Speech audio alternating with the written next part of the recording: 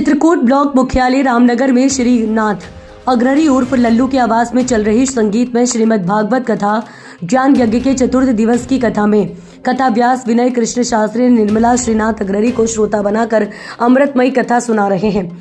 चतुर्थ दिवस की कथा में कथा व्यास द्वारा शुक्रदेव जन्म, परीक्षित, श्राप और अमर कथा का वर्णन करते हुए बताया कि नारद जी के कहने पर पार्वती जी ने भगवान शिव से पूछा कि उनके गले में जो मुंडमाला है वह किसकी है। तो भोलेनाथ ने बताया कि वह मुंड किसी और के नहीं बल्कि स्वयं पार्वती जी के हैं। हर जन्म में पार्वती जी विभिन्न रूपों में शिव की पत्नी के रूप में जब भी देह त्याग करती, शंकर जी उनके मुंड को अपने गले में धारण कर लेते। पार्वती ने हंसते हुए कहा कि हर जन्म में क्या मैं ही मरती रही, आप क्यों नहीं? शंकर जी ने कहा आपने अमर कथा सुनी।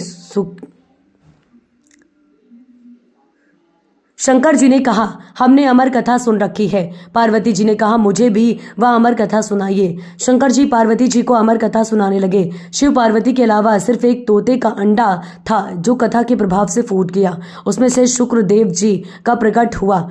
कथा सुनते सुनते पार्वती जी सो गईं। वह पूरी कथा श्री सुखदेव जी ने सुनी और अमर हो गए। शंकर जी जब आभास हुआ तो सुखदेव जी के पीछे उन्हें मृत्यु दंड देने के लिए दौड़े। सुखदेव जी भागते भागते व्यास जी के आश्रम में पहुंचे और उनकी पत्नी के मुंह से गर्भ में प्रविष्ट हो गए।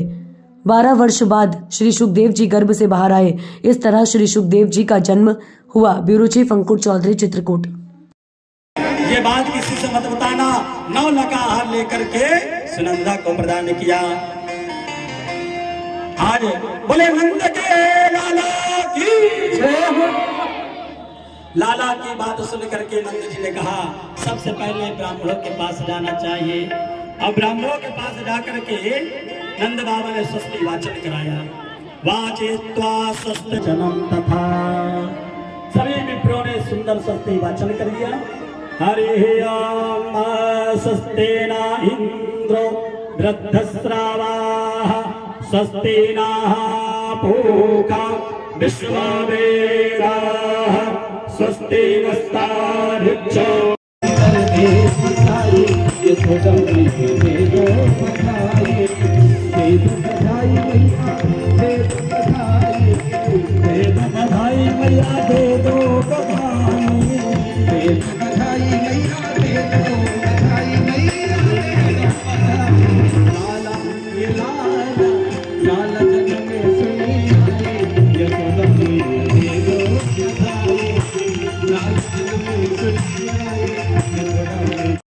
भागवत महापुराण के चित्रकूट धाम के हनुमान जी महाराज के।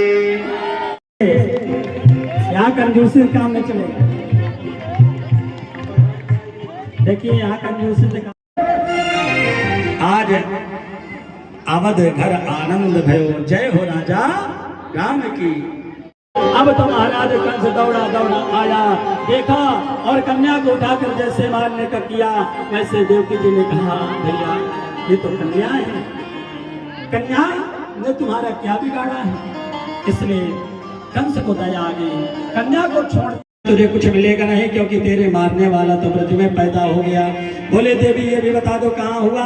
बोले ये तुम्हारा काम है, मेरा काम नहीं है। अब कंस को भयभीत होने दो, हम चलते हैं नंद भवन की ओर। गोकुल में नंद जी के यहाँ कोई संतान नहीं हुई।